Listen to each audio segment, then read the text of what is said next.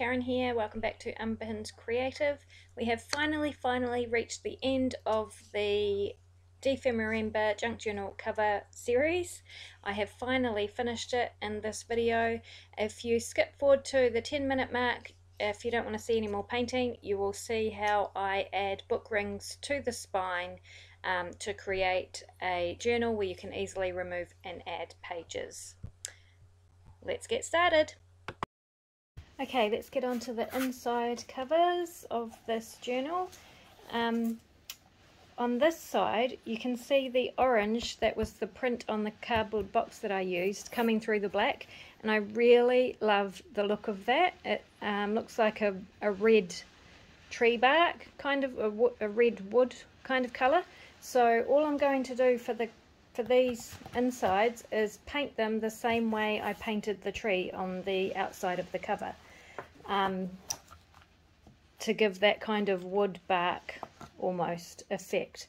So we have the black layer down. Also, just one thing I wanted to mention, with the spine, I can't remember, it seems like such a long time ago, but I think I only used masking tape to attach the spine to the covers. And normally I would use a book cloth tape, and because masking tape is only paper, normally I also cover the spine with fabric to make sure it's nice and secure, because fabric doesn't tear obviously, and it's a much stronger connection.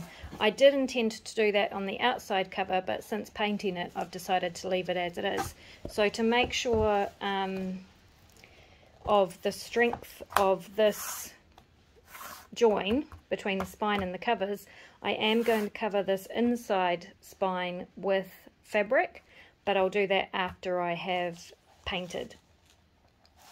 Alright, we will start on this side, and just like I did on the outside cover, I have 4 different shades of brown, slightly different than the ones I did on the front cover, because I really want to highlight the red of the red tone or orange tone for this side. So I have a dark brown, a lighter brown, and then a orange brown color. It's called cumin. And then I have a very light brown, but it has orange kind of undertones to it. So hopefully that makes sense. And I'm just going to start with the darkest colour and my brush, just a bit on my brush, and then lightly brushing from top to bottom over the whole cover. The idea is not full coverage here. I want some of that black to show through, and I also definitely want some of that orange to keep showing through. So you'll get more of a variation where there is lots of texture, and where there is less texture, like here, whatever colour you're putting down will give a more full coverage. Hopefully that makes sense. Also, I'm not too worried about this bit, which was a kind of a hole in the original cardboard box. It doesn't bother me. But if you wanted to, you could cover that up with tape before you put your tissue down.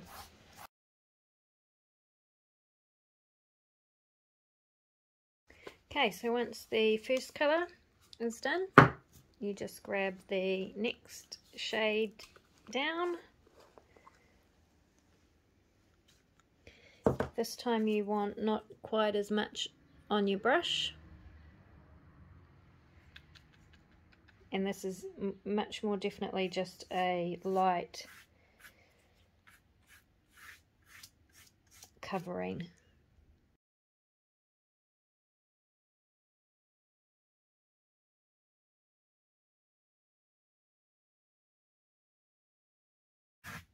So in between getting paint on my brush from the paint pot, I'm dabbing it on the lid to take some of that excess paint off. And that just makes sure I'm getting a lighter covering on the background. So in the paint, in the brush, in the in the lid to wipe some of it off, and then lightly over the top. Then the next colour, which is in this case the orangey brown or cumin colour, and I really want to make sure my brush is not loaded with this colour, so I want to take off the majority of what I just put on my brush, because we want a lighter coating again.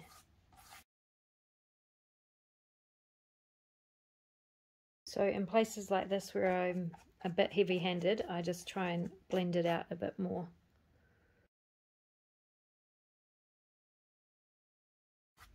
Alright, it's really a really quick and easy process, and it actually looks a bit weird on the screen. It blends in much better in real life than it looks like on the screen from my perspective. I'm not sure what it looks like from your perspective. Then we grab the lightest colour of all, which is this creamy brown colour, and just a very, very small amount on the brush again.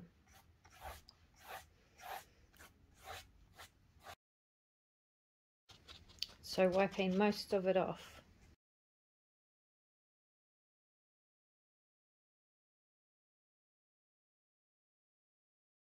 So this painting technique is amazing for bringing out texture on a page, on a cover.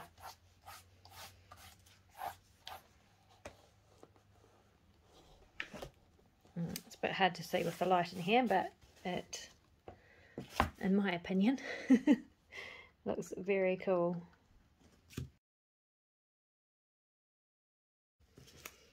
Okay, and that is it. We are done. That was easy peasy, and I'm very happy with that result. So it's very much like a tree bark kind of effect.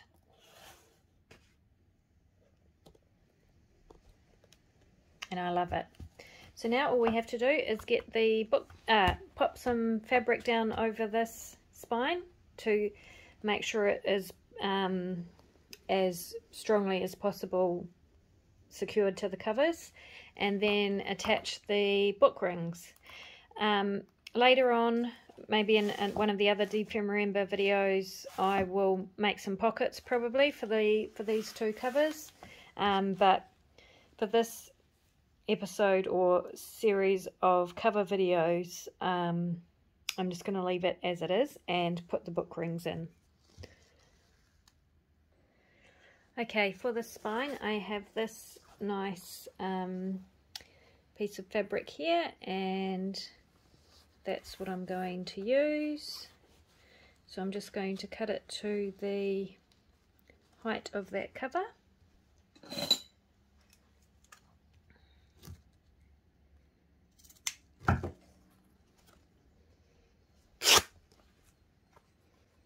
So I want it to come over and onto the covers by a good ½ an inch on either side. And then I'm just going to use a good strong glue.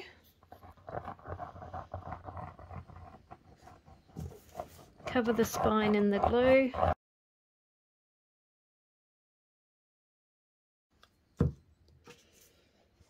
Get that piece of fabric centered as much as possible.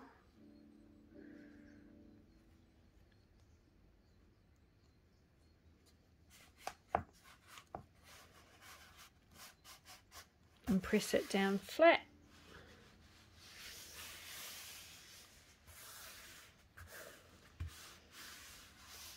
And then I'm going to fold back the two sides and glue those down.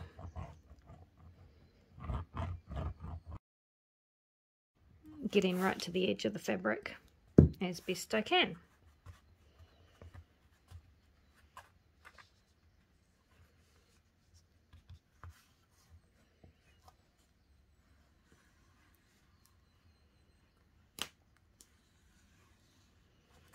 And I'm just pushing my thumbnail into that crease where the spine meets the cover and pushing the fabric down into that. And then the same on the other side.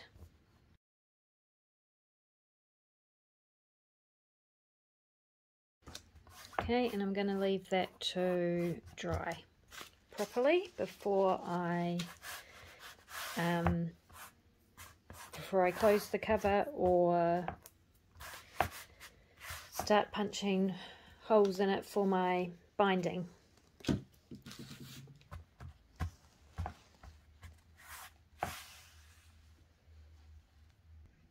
Okay, while I'm waiting for that glue to dry properly, I'm just going to make a template for where I'm going to punch the holes in that spine.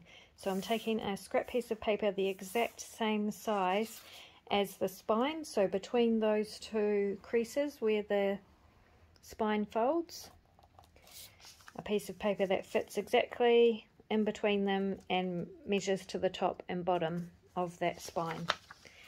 I can pop this out of the way now and leave that to dry properly flat. Alright, then I'm going to fold this in half to get the centre.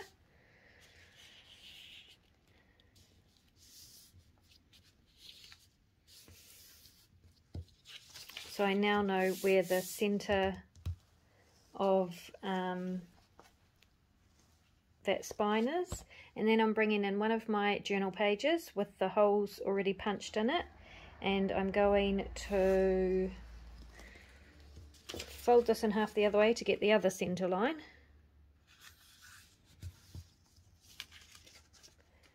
So now I know that this point here where those two lines intersect is the centre of my page, and that's where I want the centre hole of my page to be. So I'm just going to mark the other holes now and where they are. So I know that when I punch the holes for my book rings, for attaching my book rings, they're going to be in the right place for the pages that I have already got hole punched and made up. Okay, next I'm going to take my book ring and the hinged part of the book ring, I'm going to pop that down so you can see it has this little pin in it where it's hinged, and I'm going to put that on that center dot, and then I'm going to mark on either side of that where this flat bit ends. So there is a flat bit where it's hinged on each side of the ring. So where that ends and becomes a tube shape for the ring, I'm going to mark 4 points. Hopefully this is making sense. And I'm going to do that for each of these center points that I have marked. So if I lay it flat, I put the pin on the center dot and mark here and here, right where that flat part ends. And then I'm going to do the same up here.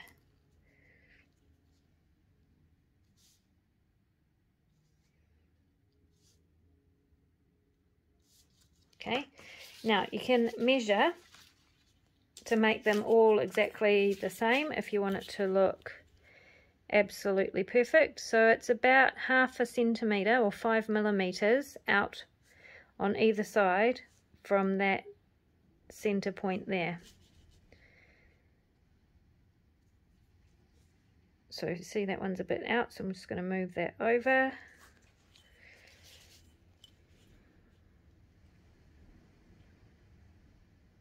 Those are pretty good, and those are pretty good. Just bring Bring this one down a bit. And I'll just bring these two up a bit. So you end up with a little square, hopefully, with the four corners marked.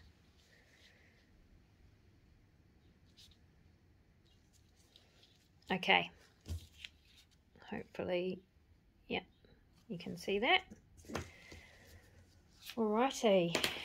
Then we can, once the glue is properly dry on our spine, we can pop this template back in.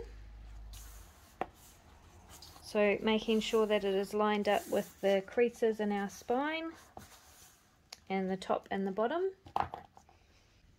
And I'm just going to clip it in place so it doesn't move.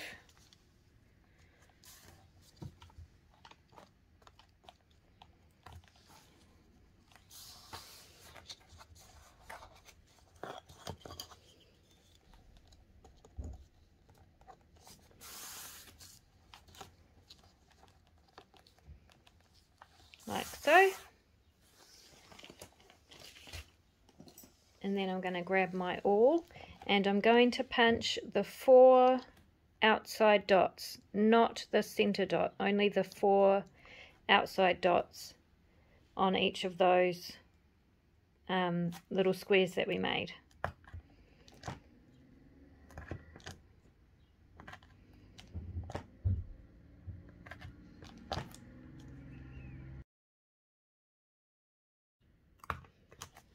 And I'm going to push that all right through to create a decent size hole that I will easily be able to see. So hopefully now when I remove this template, I can see where all of those holes are. Yeah, for the most part. But here are the holes. Here, I can see them clearly. Then I want a large-eyed needle. So a needle with a large eye and some strong twine. I'm using strong twine because that's the look I'm going for with this journal. And I'm going to thread that needle with the twine.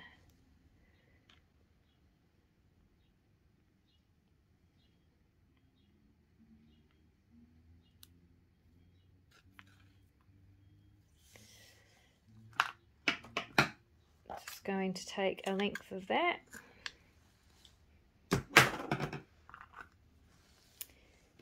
Grab one of my book rings.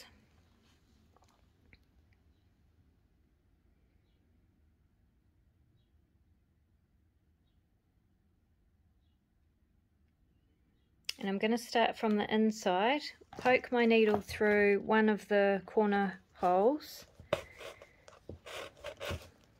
and leave a decent sized tail. Now from the other side I'm going to bring my needle back up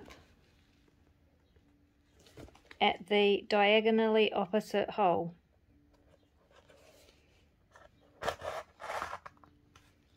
So I went in here and then I brought it back up on the diagonally opposite hole. Going to pop my book ring in there, put the needle through my book ring like so, and back down through the hole underneath that one I just came up through.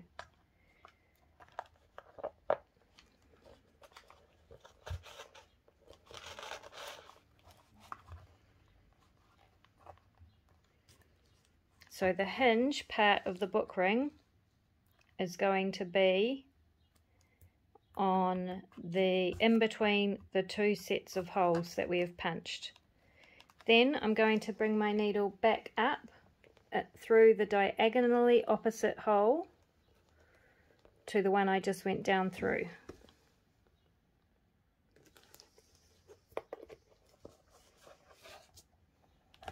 So I went down through this one and I'm coming up through the one diagonally opposite it.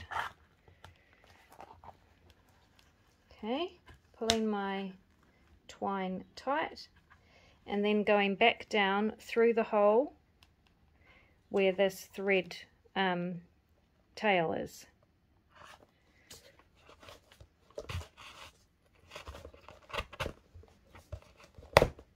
Pulling it tight and making sure the hinge is between those two loops of thread. Okay, so we have created on this inside bit 2 loops of thread going over the book ring on either side of the hinge, and on the back side, sorry, I bumped the camera, we have created a cross shape, crisscross shape. Okay.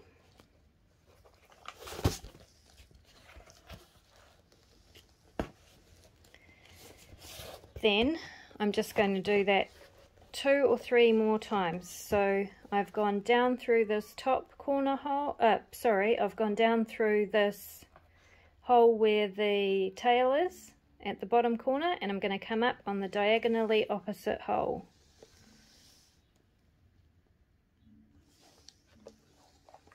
There. So down through there and up through the diagonally opposite hole. Pull it tight, cross over the book ring, down through the bottom hole, come up through at the diagonally opposite hole, so this one up here,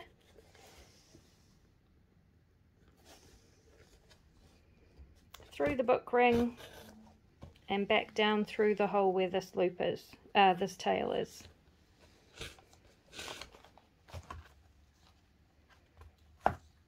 Okay, and then just to make sure it is completely secure, I'm going to do that one more time.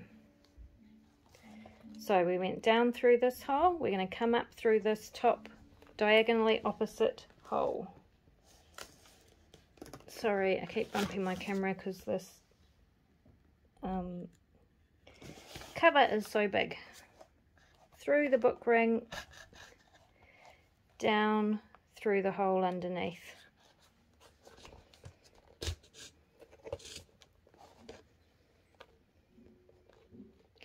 Up through the diagonally opposite hole,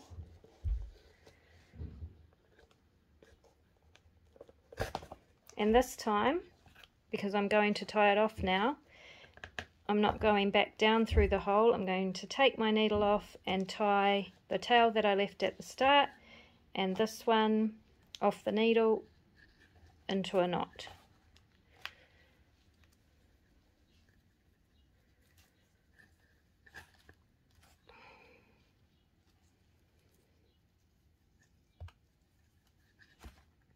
Just like that, and then I can tie them off. Cut them off, sorry. Right, now I'm going to do that 2 more times for the other 2 book rings.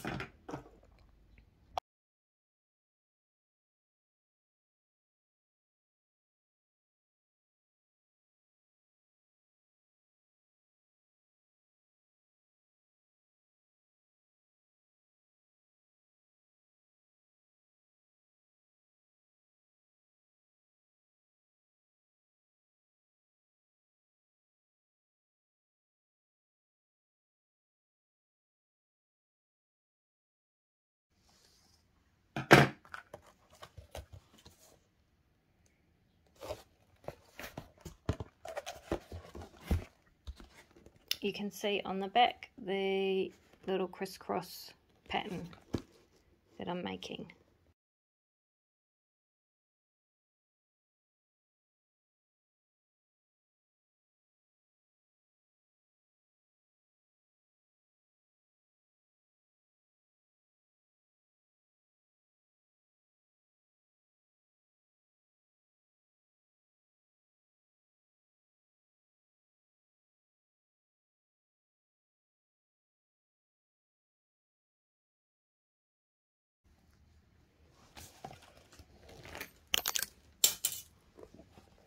So there you can see we have all 3 book rings secured onto our spine. So you want to make sure that you've pulled those threads nice and tight before you tie them off. And now we can pop our pages in. And our journal cover is complete. So you can open the book rings.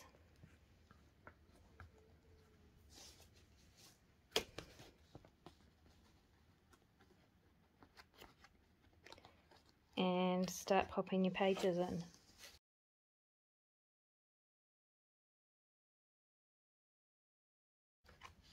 Here we go, close them up.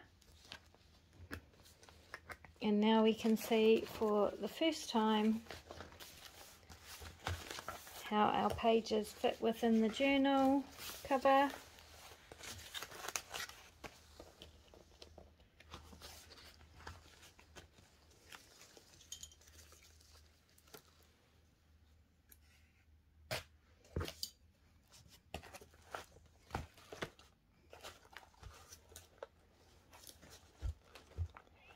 Let me zoom out.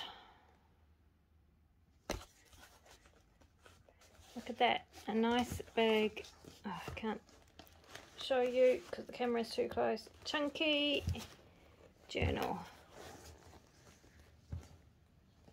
Oh, isn't it amazing? And then we have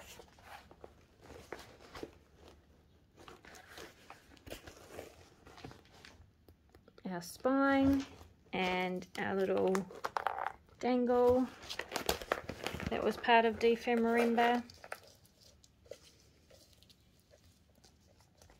Dropping over, and that is the Dephemerember journal cover completed. And I love it, and the pages fit beautifully inside, and I can still take them out and work on them if I want to. I can easily flip them over and they sit flat, and it's just perfect. I love it so much.